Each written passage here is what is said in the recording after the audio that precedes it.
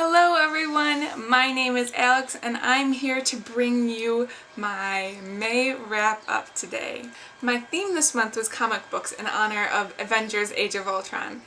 However, I didn't end up reading any comic books in May. It started off pretty good, and at the beginning of the month I finished my book club read, which was Codename Verity by Elizabeth Venn. This book was so good. This book is set in World War II. It's centered around two best friends.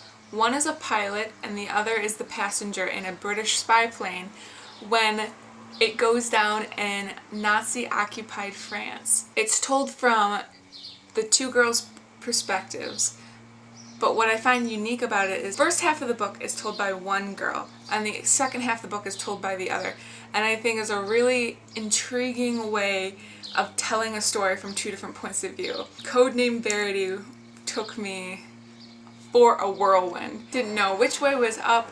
There were things that weren't making sense. This book is centered around little clever hints from each person, and the way the story unfolds, you don't really get the full story until near the end and everything starts clicking into place. And oh, that's one of my favorite things in the world, is to have everything just sort of click and you go, oh, no, this is what's happening. And I had that moment several times while I was reading Codename Verity, and for that reason I gave it 4 out of 5 stars. The next book I read in May was Becoming Jinn by Lori Goldstein. This book first caught my eye late last year when I was looking through books that were coming out in 2015.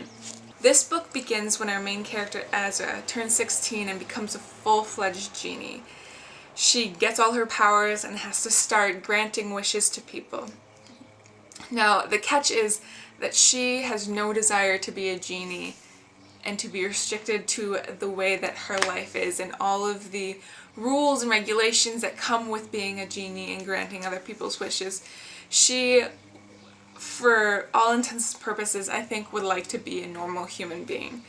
But that can't happen, obviously. The book deals with her feelings on that and her sort of resentment, I think, to the genie world, and then also all of the fun stuff that comes with being a beginning genie and messing things up. Underneath that, there's this whole mysterious world of the jinn, and the fact that only female genies live in the human world, although males live in the jinn society. What I didn't realize from this book is that it was the beginning of a series.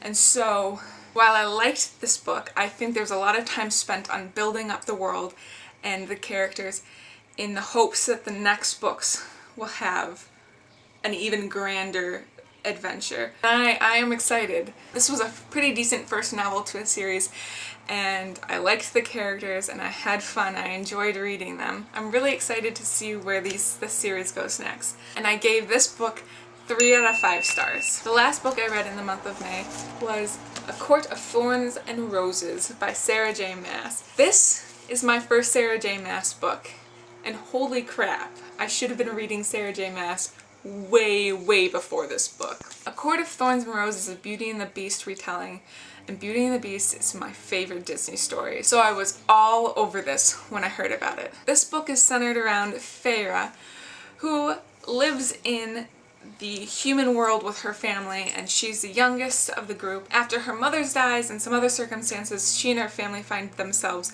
living in poverty, and she has to take care of the family. One day she's hunting and she accidentally kills a fairy. And you're not allowed to kill fairies, so chaos ensues for sure. There's just so much happened. Sarah J. Maas really took the Beauty and the Beast story and made it her own, with all these lovable characters and dislikable characters and the whole plot, and there's this curse and everything, and oh, there's so much to this book. I am very much looking forward to the next book in the series. I gave this book 4 out of 5 stars. Now, I also listened to some books on tape this month, And the first book I listened to was Harry Potter and the Prisoner of Azkaban, which was most definitely a reread. I love me some Harry Potter. I also listened to Amy Poehler's Yes Please this month, which was hysterical. I've decided that from now on, if there's a memoir I want to read and it's available on